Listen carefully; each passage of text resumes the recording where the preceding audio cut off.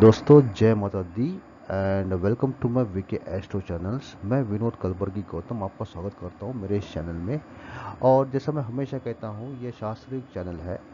Total Parashar होरा के ऊपर जो है वॉल्यूम 1 उसके ऊपर बनाया हुआ वीडियोस है, उसके श्लोक्स है पराशर जी के। और मेरी चेष्टा है, मेरा एक प्रयास है कि इसको कुंडली माध्यम के द्वारा आप तक पहुंचाऊं। तो ये था मेरा प्रयास। अगर आपको अच्छा लगे तो इसको लाइक कीजिएगा एंड सब्सक्राइब कीजिएगा।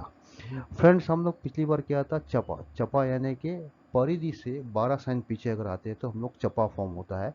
तो चपा के हमने टोटल 12 जो है भावों में अगर बैठते हैं चपा, तो क्या रिजल्ट देने वाले देखा था। अभी हम लोग कर रहे हैं ध्वज। इसको ध्वज बोलो, उपकेतु बोलो, शिखी बोलो। ये पांचवा ग्रह उपग्रह है सूर्य का। और ये भी जैसे है, जिस प्रकार से चपा 12 भाव में बैठे, ये भी 12 भाव में फॉर्म होता है। क्योंकि सूर्य का प्लेसमेंट कुंडली में कहाँ भी होता है, तो वो प्लेसमेंट के हिसाब से इनका फॉर्मेशन होता है, जो मैंने बताया आपको। और ये भी बात है, अगर ये उपग्रह अगर कोई अगर बैड हाउस में बैठ जाते हैं या अच्छा फल देने वाले नहीं रहते हैं, तो फिर जातक को उसका अच्छा फल नहीं मिल पाता है। वो हमेशा लॉस में रहता है, हमेशा परेशानी में रहता है, ऐसा है। अगर ये उपग्रह के साथ में अगर चंद्र भी वो युति हो जाती है, चंद्र की भी युति हो जाती है, तो इसके माइंड के ऊपर इफेक्ट होता है जातक के। उसके बुद्धि में इफेक्ट होता है, उसके सोच में भी इफेक्ट होता है। वो परेशानी में रहता है जातक, ऐसा होता है जातक का। तो दोस्तों, आज हम देखने वाले हैं ध्वजा। इसके 12 भावों में क्या इम्पैक्ट देने वाला है, इसके बारे में क्या बताते हैं परासी, चलो जानते हैं।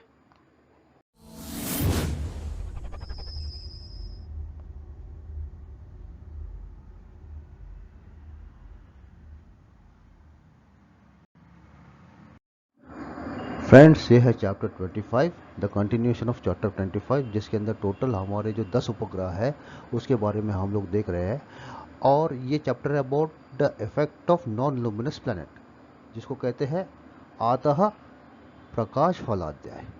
और हम लोग आज करने वाले हैं ध्वजा, जो पांचवें उपग्रह है सूर्य के, उसके बारे में जान रहे हैं, जिसको हम कह सकते हैं अतः ध्वज फलाध्याय। ध्वज के फल हम लोग जो है 12 भाव में क्या मिलने वाले हैं, ये जानेंगे इस चैप्टर में। चलिए देखते हैं। इफेक्ट ऑफ ध्वजा बोलो, उपकेतु बोलो, शिखी बोलो। ये है सूर्य के उपग्रह, जो पांचवें उपग्रह है। और कुंडली चार्ट में जैसे हम देखते हैं कि परिधि से 12 साइन पीछे आते हैं तो चपा का फॉर्मेशन होता है। और चपा से एक साइन अगर आगे जाते हैं या 30 डिग्री आगे जाते हैं तो वहाँ बनते हैं ध्वजा बोलो, उपकेतु बोलो या शिखी बोलो। जो सूर्य के उपग्रह है उनका उत्पन्न होता है, उनका उनका फॉर्मेशन होता है। तो ये जो सूर्य का जो उपग्रह है, जो भी उत्पन्न होते हैं, अगर एक भी उपग्रह का अगर दोष लग जाता है तो उसके बुरे परिणाम भी मिलते हैं कुंडली चार्ट में। और अगर ये मून अगर इसके साथ बैठता है, ये उपग्रह के साथ में, तो फिर वो माइंड में कंफ्यूजन रहता है, आदमी का माइंड, उसका दिमाग काम नहीं करता बरोबर से, ऐसा होता है। तो ये इम्पैक्ट होता है। तो अभी देखते हैं ध्वजा जो है 12 भाव में क्या इम्पैक्ट देने वाले हैं, वो इस वीडियो में देखने वाले हैं। कुशल सर्व विद्यासु सुखी, वान निपुण प्रिय, तनव शिखी निसंजात, सर्व कामान्वितो भवेत।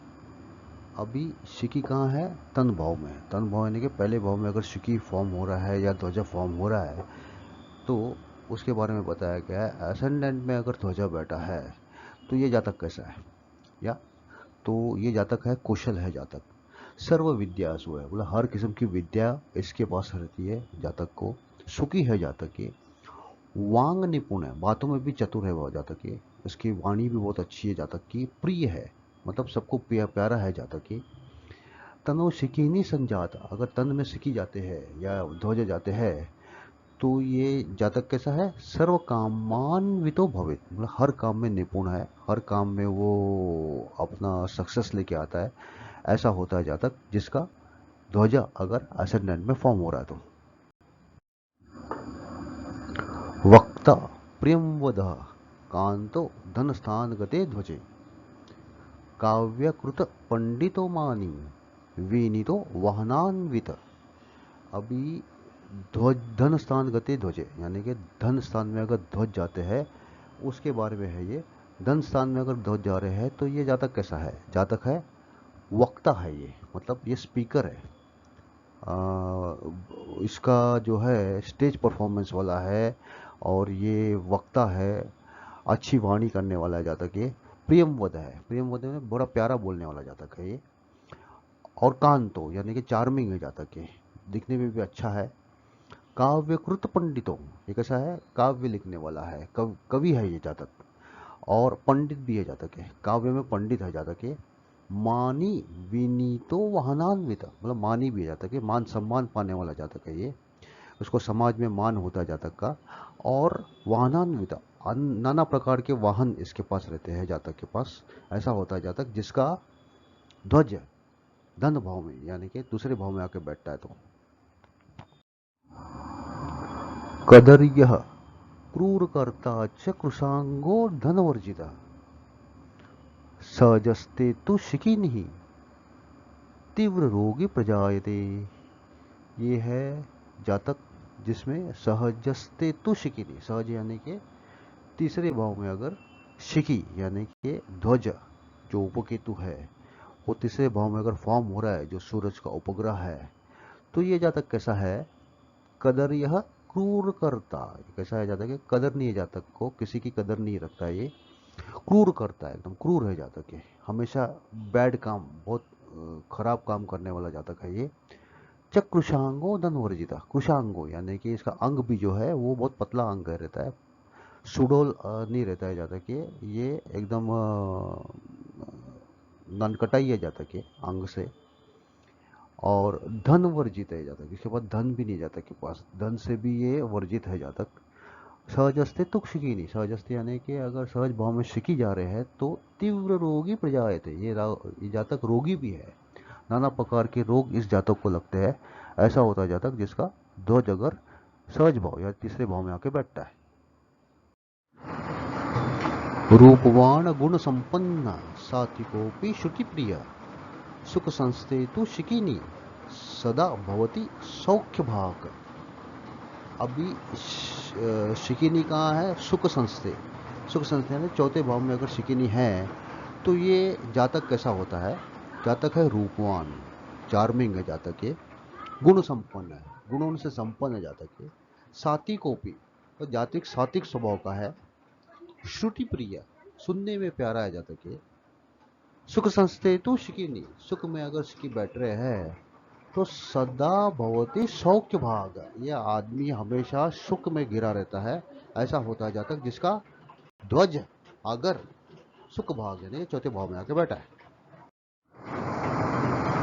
सुखी भोगी कला विच पंचमस्तान के ध्वजे युक्तिज्ञो मतिमान वाग्मी गुरु भक्ति समन्विता। अभी है पंचम स्थान के ध्वजे, यानी कि ध्वज कहाँ बैठे हैं? पंचम स्थान में, कुंडली चार्ट है, पंचम में अगर ध्वज आ रहे हैं तो ये क्या प्रभाव देते हैं?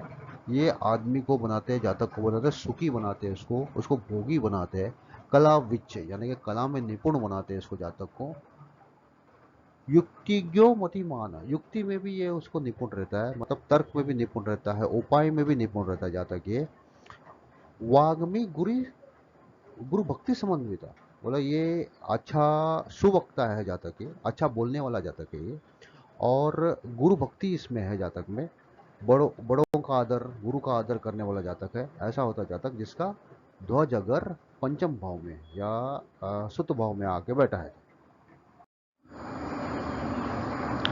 मातृपक्ष क्षय कर शत्रुहा बहु बांधव रिपुस्ताने ध्वजे प्राप्ते शूर कांतो विचक्षण। अभी रिपुस्थान ध्वज प्राप्त है, यानी कि रिपुस्थान यानी कि एनिमी स्थान छठवें भाव में अगर ध्वज का अगर भाव होता है, ध्वज अगर प्रभाव होता है इसका ध्वज का रिपुस्थान में, तो जातक कैसा बनता है? जातक होता है मातृ पक्ष क्षय कर, मातृ पक्ष यानी कि माता की तरफ से जो भी है उसके पक्ष है, यानी कि माता की तरफ से जो भी रिलेटिव्स है, जो भी है, मामा है, नाना नानी है, उनका क्षय करने वाला जातक, उनका हानि करने वाला जातक है ये। शत्रुहा बहु बांधव, शत्रु को भी विजय पाने वाला जातक है, शत्रु की हानि करने वाला जातक है ये। और ये बहुबांधव, इसके पास बहुत सारे भाई रहते हैं इसके पास। और रिपुस्थान ध्वजे प्राप्त है, रिपुस्थान अगर ध्वज है तो जातक है शूर है, कांतो यानी कि बड़ा शूरवीर है जातक ये। और विचक्षण यानी कि कैसा है, ये स्किलफुल है जातक ये। ऐसा होता है जातक जिसका ध्वज जो है वो रिपुस्थान में प्रभाव होता है उसका। द्यूत क्रीडा व्यभीरतः कामी भोग समन्वितः ध्वजे तो सप्तम स्थाने वेश्यासु कृत सहोद्य। अभी ध्वजे कहाँ है, सप्तम स्थान में। सप्तम स्थान में अगर ध्वज है तो क्या इम्पैक्ट दे रहा है ये, द्यूत क्रीड़ा में यानी कि जुआ में, द्यूत में वो आदमी हमेशा उसमें इंडल्ज रहता है, अपने आप अपना वो जो जीवन क्रिया है उसी में पूरा बिताता है द्यूत क्रीड़ा में। कामी है ये, कैसा है, कामी है, लसफुल है जातक ये। भोग समन्विता, काम भोग में इसकी हमेशा रुचि रहती है जातक की। ध्वजेतु सप्तम स्थाने वेश्यासु कृत सहोरुध, मतलब वेश्या के संपर्क में रहने वाला जातक है, रेशा से दोस्ती करने वाला जातक है। ऐसा होता है जातक जिसका ध्वज अगर सप्तम भाग में यानी कि कलत्र स्थान में अगर आके बैठा है तो ये सब उसका प्रभाव आता है उस जातक के ऊपर। नीच कर्मरत पापो निर्लज्जो निंदक सदा मृत्युस्थाने ध्वजे प्राप्ते गत स्त्रिया पररक्षक।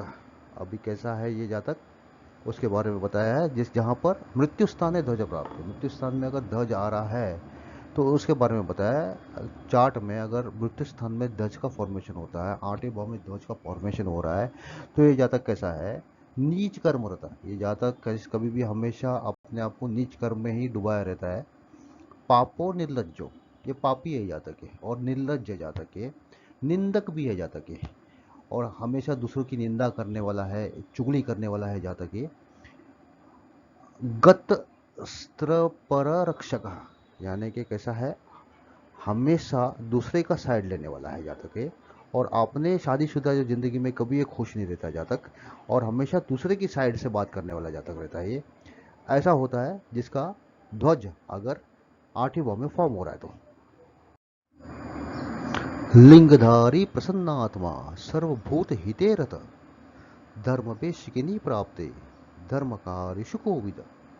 अभी शिकिनी कहाँ है, धर्म पे। धर्म पे यानी कि 9वें भाव में अगर शिकी फॉर्म हो रहा है, जो सूर्य का उपग्रह है, 9वें भाव में अगर फॉर्म हो रहा है तो ये जातक कैसा है, लिंगधारी प्रसन्नात्मा, लिंगधारी है ये हमेशा कोई ना कोई लिंग, शिवलिंग का धारण करने वाला हो सकता है अपने इसमें, या तो फिर कोई भी जो देव है धारण करने वाला हो सकता है अपने अंग के ऊपर। ऐसा होता है जातक ये। प्रसन्न आत्मा, ये जातक बहुत प्रसन्न आदमी है, ये मनमौजी आदमी है ये। सर्वभूत हिते रता, हमेशा दूसरों के हित में उतारू रहता है जातक ये। धर्म वे शिकीनी प्राप्त धर्म कार्य कोविद। देखिए ये जातक कैसा है, धर्म कार्य में भी कोविद यानी कि बट एक्सपर्ट है जातक ये, उत्तीर्ण है जातक ये धर्म कार्य में भी। ऐसा होता है जातक जिसका ध्वज अगर 9वें भाव में फॉर्म हो रहा है तो। सुख सौभाग्य संपन्न कामिनी नांच वल्लभ दाता द्विजय समायुक्त कर्मस्थे शिकिनी द्विज। अभी है कहाँ है, कर्मस्थे शिकिनी द्विज। कर्म स्थान में कौन है, शिकी यानी कि ध्वज। अगर कर्म स्थान में अगर जाके बैठे हैं तो वो जातक के बारे में क्या बता रहे हैं कि सुख सौभाग्य संपन्न है। ये जातक है सुख से संपन्न है, सौभाग्य से संपन्न है जातक ये। कामिनी नांच वल्लभ, अभी ये औरतों का भी इसको रुचि है जातक का, ये फीमेल्स की तरफ भी आकर्षित रहता है जातक ये। दाता है ये जातक, दाता द्विजय समायुक्त है। द्विजय यानी कि द्विज यानी कि ब्राह्मण, ब्राह्मण के ब्राह्मण के दोस्ती करने वाला जातक है, ब्राह्मण की युति में रहने वाला जातक है ये। ब्राह्मणों से इसका ज़्यादा आना जाना रहता है, जानवरों से इसका ज़्यादा वार्तालाप होता है जातक का। ऐसा होता है जातक जिसका ध्वज अगर कर्म स्थान यानी 10वें भाव में अगर फॉर्म हो रहा है तो।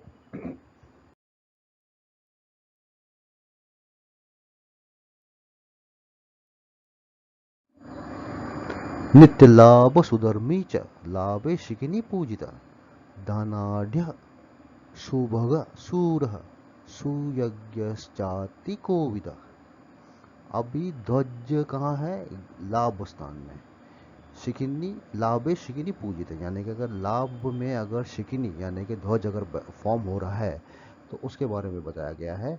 अगर ध्वज स्थान में अगर फॉर्म हो रहा है, सॉरी लाभ स्थान में अगर ध्वज फॉर्म हो रहा है तो कैसा है जातक? ये जातक है नित्य लाभ, इसको हमेशा लाभ रहता है जातक को।